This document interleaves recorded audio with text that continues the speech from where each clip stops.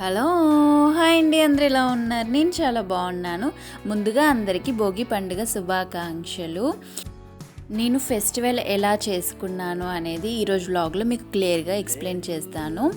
అలాగే పిల్లలకి కూడా నేను జిస్టి తిప్పేస్తారు కదా రేగు పళ్ళతోని, అది కూడా చేశాను.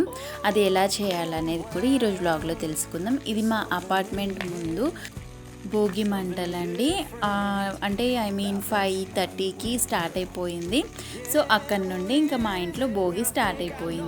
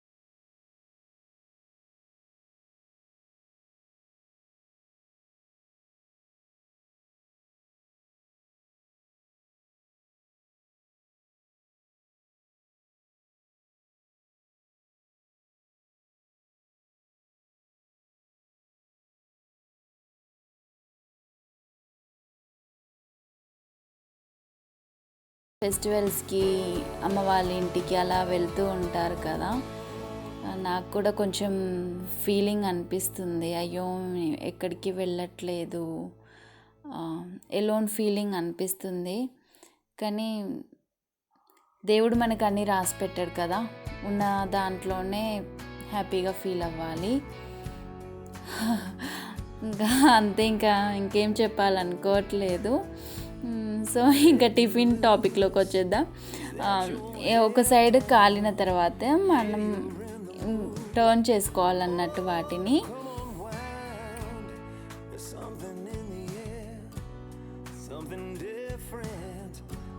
ఇలా నేను ఎప్పుడు ఈ ఫోర్క్ స్పూన్తోనే నేను టర్న్ చేస్తాను. ఇలా అయితేనే ఈజీగా వస్తాయి.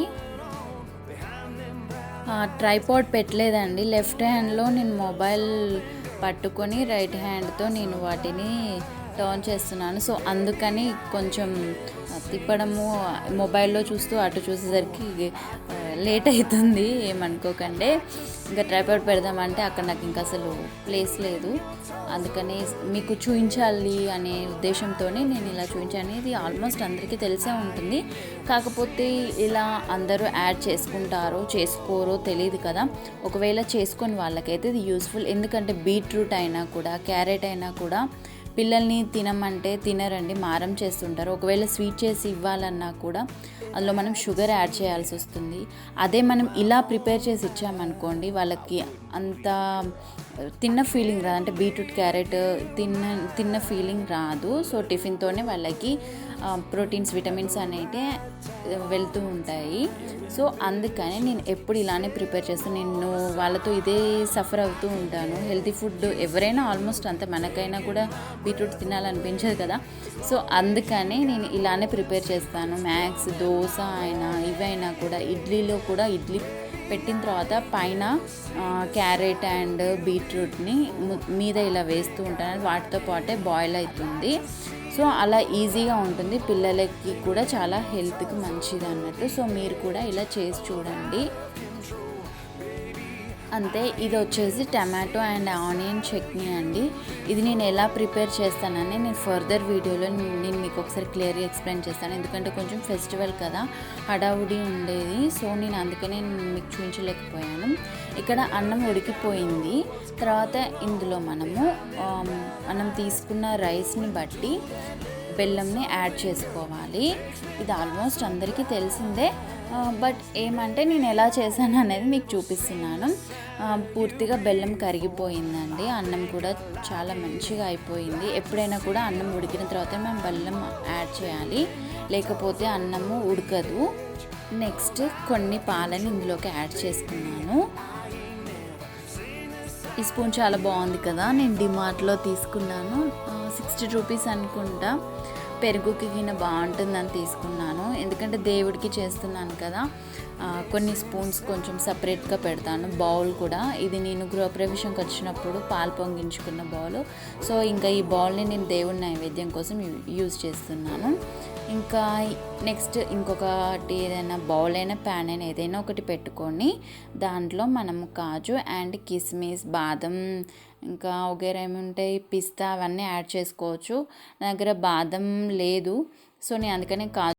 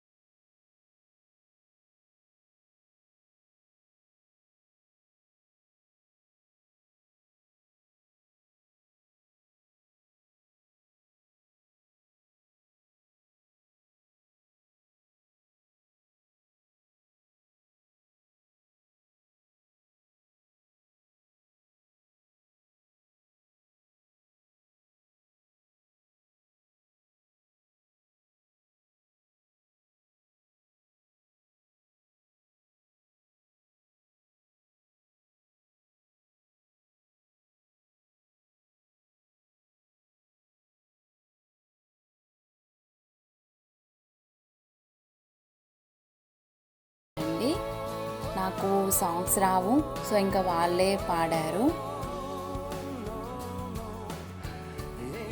ఆ మంగళారతిలో పసుపు, కుంకుమ, గంధం, అక్షంతలు అలా పెట్టాలి. నెక్స్ట్ ఇలా రైట్ సైడ్లో అందరి పిల్లలకి ఒకేసారి తిప్పేసి మళ్ళీ left side, right side 3 times, left side ఇంతకుముందు కృష్ణునికి ఎలా తిప్పామో సేమ్ అలానే ఇలా పిల్లలందరి మీద కొన్ని కొన్ని వేస్తూ రావాలి. ఎంతమంది పిల్లలు ఉంటే అంతమంది. ఇంకా వీళ్ళందరూ మా చుట్టుపక్క వాళ్ళండి. ఇంకా సునీల్ కూడా వేయమన్నాను నేనే. ఇంకా మా చిన్నోడైతే ఎంత ముద్దుగా కూర్చున్నాడో, బుద్ధిమంతుల్లా. ఇలా వేరే వాళ్ళు వచ్చేసరికి కొంచెం కామ్ అయిపోయాడండి. ఇంకా అవన్నీ వాడు వేరుకుంటున్నాడు. రేగు పండ్లు, చెరుకులు, అవన్నీ కాయిన్స్ అవన్నీ వేరుతున్నాడు. ఇంకా భోగి పండ్లను ఎలా పోయాలి, ఏ ఏజ్లో పోయాలి అనేది నేను మీకు ఈరోజు వీడియోలో క్లియర్గా చెప్తానండి. అంటే నాకు తెలిసింది భోగి పండ్లు ఏ ఏజ్లో పోయాలంటే, ఏజ్ మీరు ఫస్ట్ నుండి అంటే పుట్టిన 1 year నుండి స్టార్ట్ చేస్తే ప్రాబ్లం ఏం లేదు. ఒకవేళ మీరు మధ్యలో వేద్దామని అనుకున్నప్పుడైతే పిల్లల ఏజ్ వచ్చేసరికి ఆడ్ నెంబర్స్లో చూసుకోవాలి, అంటే బేసి సంఖ్యలో చూసుకోవాలి. అంటే 3, 5, 7, 9 అలా చూసుకోండి. ఇప్పుడు మా చిన్నోడికి వచ్చేసి 2 కంప్లీట్ అయ్యాయంటే 3 రన్ అవుతున్నట్టు, పెద్దోడికి 8 కంప్లీట్ అయ్యాయి. సో 8 కంప్లీట్ అయ్యాయంటే 9 రన్ అవుతున్నట్టు.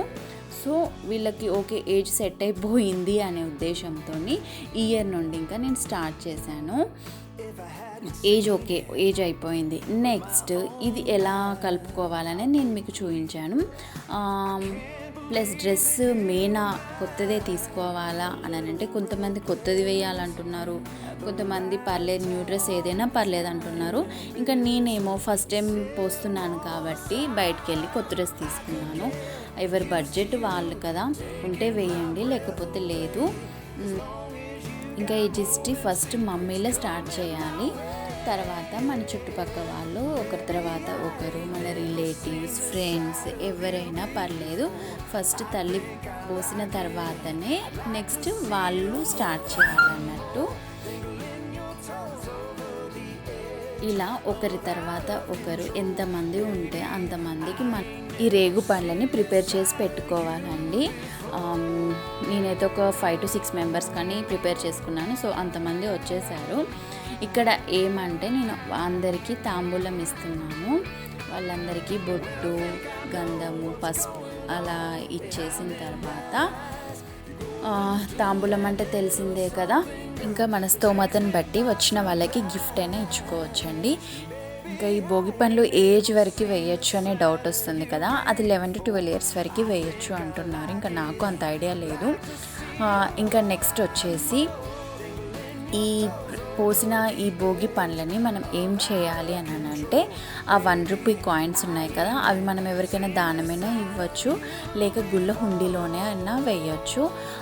ఇంకా ఆ రేగు పండ్లు, ఆ చెరుకు, ఆ పూల రేకులు అవన్నిటిని చీపురుతో ఊడకుండా ఏదైనా ఒక క్లాత్తో అంటే దగ్గరికి అనేసి ఒక కవర్లో వేసుకొని మనం వాటిని పారే వాటర్లోనైనా లేక ఏదైనా ఒక చెరువులో అంటే ఎవరు తొక్కని ప్లేస్లో మనము వాటిని వేయాలి. ఇంకా ఫైనల్గా వచ్చిన వాళ్ళందరి దగ్గర బ్లెస్సింగ్స్ తీసుకుంటున్నాను.